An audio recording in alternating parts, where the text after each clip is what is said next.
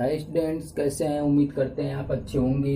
एकदम शिक्षा की ओर में आपका स्वागत है स्टूडेंट्स। आज का टॉपिक बहुत ही दमदार, बहुत ही मज़ेदार, बहुत ही इंटरेस्टेड टॉपिक लेकर आए हैं जो क्लास 6 स्टैंडर्ड्स में आपको देखने के लिए मिलेंगे एक्सरसाइज 2A में।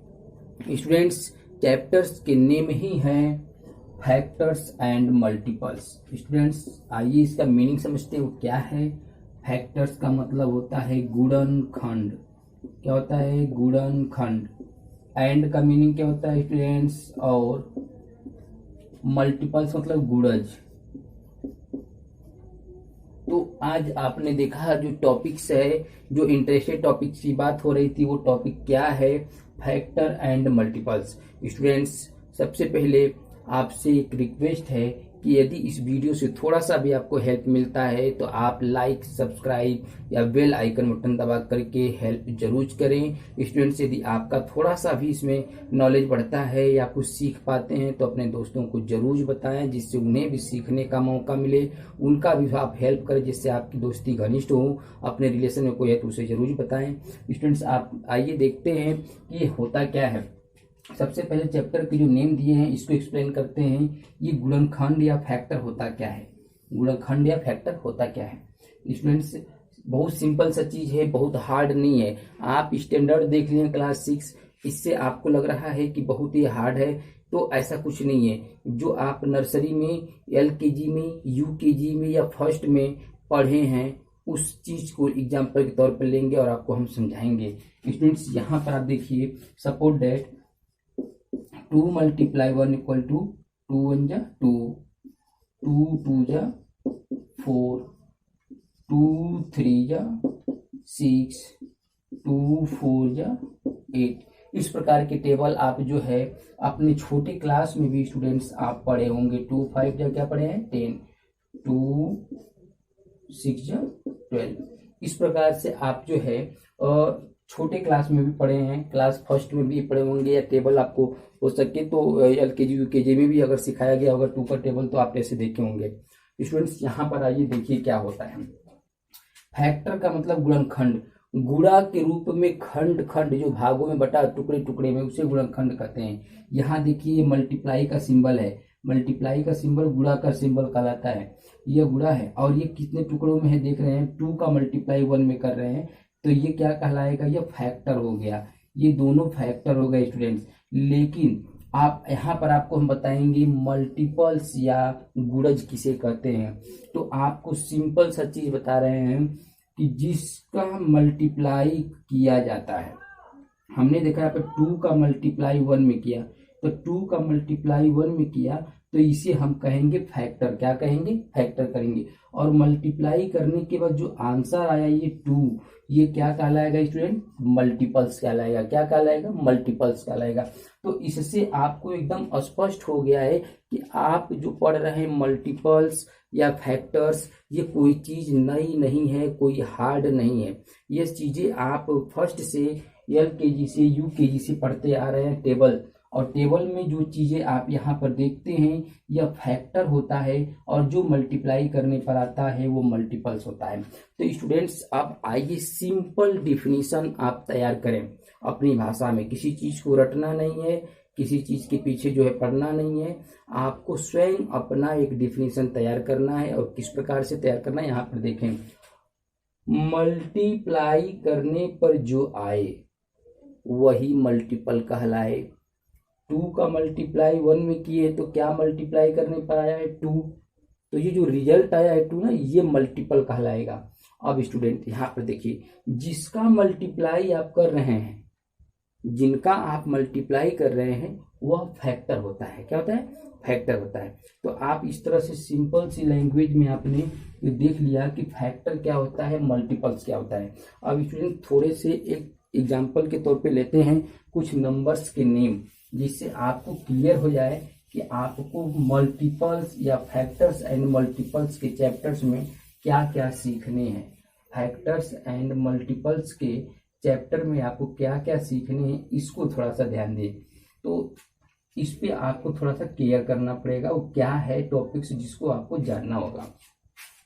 ठीक है स्टूडेंट्स, तो आपसे हम बात कर अब स्टूडेंट देखिए, ये फैक्टर्स एंड मल्टीपल्स के जो चैप्टर पढ़ेंगे आप उसमें फैक्टर समझ गए क्या होता है। जो टुकड़े होते हैं जिनका मल्टीप्लाई किया जाता है वह फैक्टर क्लास कहलाता है। जो मल्टीप्लाई करने पर आता है वही आंसर जो है मल्टीपल्स कहलाता है। अब यहाँ पर देखिए कुछ ऐसे नंबर्स हैं जिनको आपको जानकारी होनी चाहिए जो इस चैप्टर में आएंगे। इवन नंबर, इवन नंबर का मतलब होता है, इवन का मतलब होता है सम, नंबर का मतलब संख्या। सम संख्या किसे कहते हैं सबसे पहले आपको ये समझना होगा। तो स्टूडेंट इसको दो तरीके से आप कह सकते हैं। क्या कह सकते हैं, ध्यान दीजिएगा। 2, 4, 6, 8 जितनी भी चीजें हैं, मतलब अगर 2 के टेबल में जो आ जा रहा है या आप 2 के टेबल में जो आ जाता है उसे आप क्या कह सकते हैं, सम संख्या या इवन नंबर का संख्या। या आप अपनी भाषा में भी कह सकते हैं कि 2 के मल्टीप्लाई करने में जो नंबर आए या 2 का मल्टीपल्स जो हो उसे भी आप क्या कह सकते हैं, इवन नंबर या सम संख्या कह सकते हैं। सपोज मल्टीप्लाई का मतलब क्या हुआ, अगर 2 का मल्टीप्लाई 1 में किए तो क्या गया 2, तो ये भी क्या है, इवन नंबर। 2 का मल्टीप्लाई 2 में कर दिया तो आ गया 4, ये भी क्या है, इवन नंबर है। 2 का मल्टीप्लाई अगर 3 में कर दिए 6 तो ये भी क्या है, इवन नंबर है। 2 का मल्टीप्लाई अगर हम कर दिए 4 में तो ये 8, ये भी क्या है, इवन नंबर है। 2 का मल्टीप्लाई हम किसी में कर दिए क्या करते हैं, मतलब अगर 5 से कर देते हैं तो 10, तो ये भी इवन है। मतलब 2 के मल्टीप्लाई करने पर जो नंबर आता है वो सब के सब इवन नंबर होते हैं। अब स्टूडेंट दूसरी लैंग्वेज में देखिए कैसे आप इवन नंबर को समझेंगे।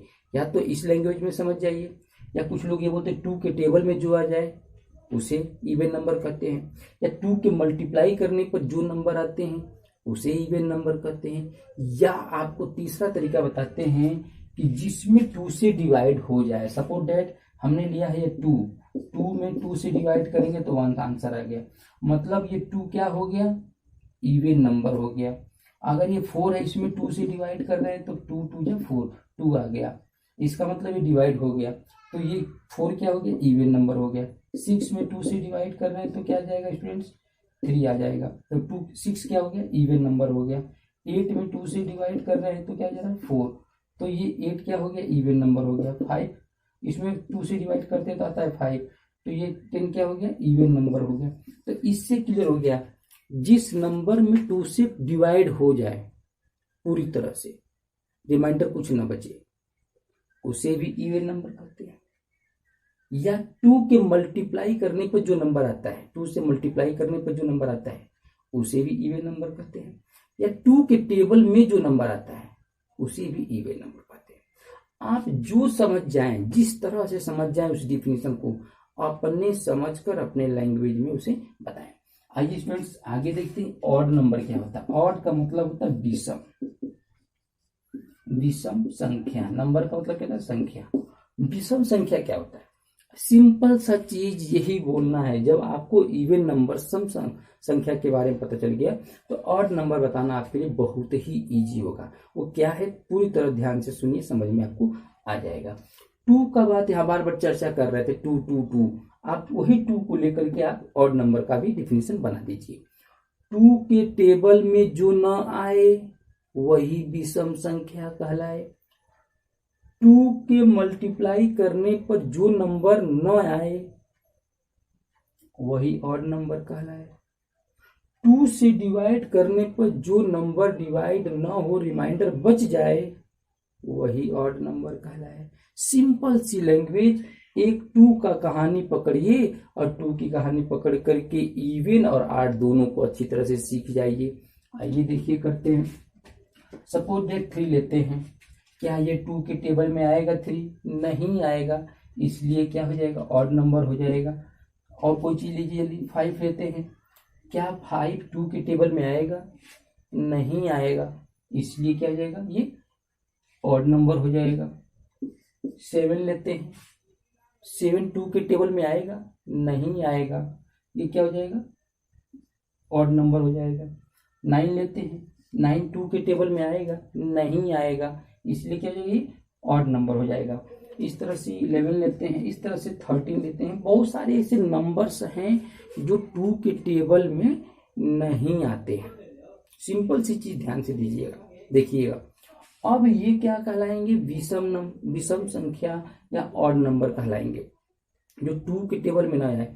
अब देखिए यहाँ पर 2 से मल्टीप्लाई की बात करते हैं कि 2 के मल्टीप्लाई करने पर जो नंबर आता है, तो 2 के मल्टीप्लाई करने पर वो नंबर ना आए, वह ऑड नंबर या विषम संख्या। अब डिवाइड से भी देख लीजिए, 2 के डिवाइड करने पर जो नंबर पूर्ण रूप से डिवाइड ना हो पाए, रिमाइंडर बच जाए, वही नंबर जो है क्या कहलाता है, ऑड नंबर। या कर दीजिए 3 में 2 से डिवाइड करेंगे तो क्या आएगा, रिमाइंडर 1 बच जाएगा आपका। यहाँ पर ये क्वांटिएंट 1 हो जाएगा, रिमाइंडर 1 बच जाएगा। इसका मतलब क्या है, ये ऑड नंबर है। इस तरह से आप कर सकते हैं।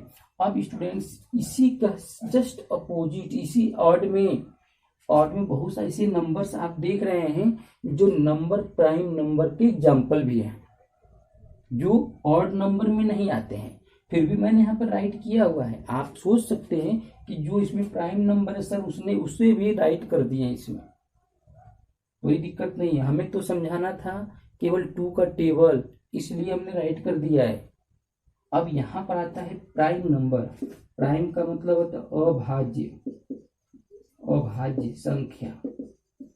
अभाज्य संख्या किसे कहते हैं, प्राइम नंबर किसे कहते हैं, जिसमें 2 का भाग न जाए, मतलब 2 के टेबल में भी न आए, या वह 3 के टेबल में भी न आए।